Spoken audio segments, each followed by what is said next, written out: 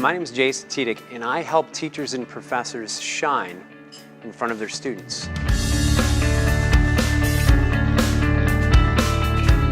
I'm going to teach you today how to show more confidence, how to show less nervousness, how to be yourself, how to deliver amazing, killer lectures that excite your students and make them want to crave and come back for more every time you talk.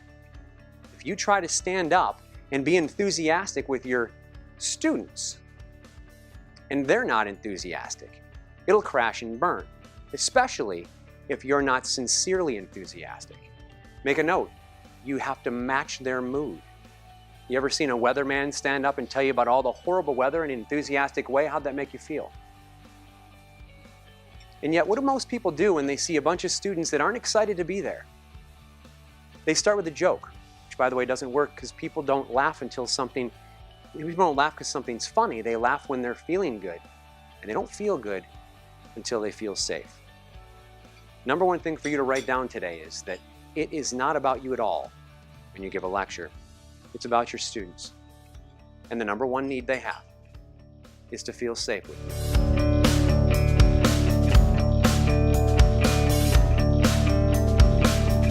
you. Here's my hook. I'm going to show you how to feel and show more confidence and credibility so your students can focus on your message instead of you.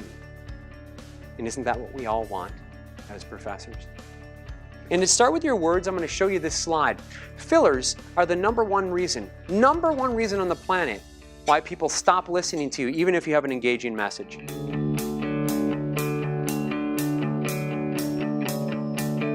Make a note, what percentage of my brain should I be using when I lecture to focus on the content, and what percentage of my brain should I be using to focus on my students? 90 or 10?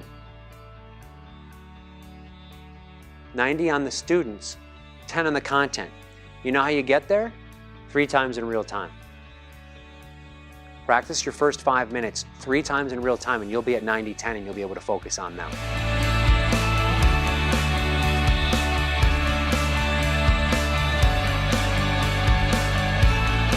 There are people who interrupt your lectures, who are negative about your lectures, and who don't listen to you.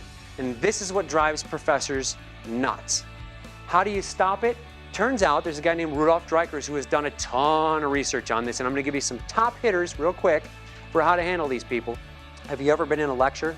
This is the last topic I have, where the professor finished and everyone applauded. Have you?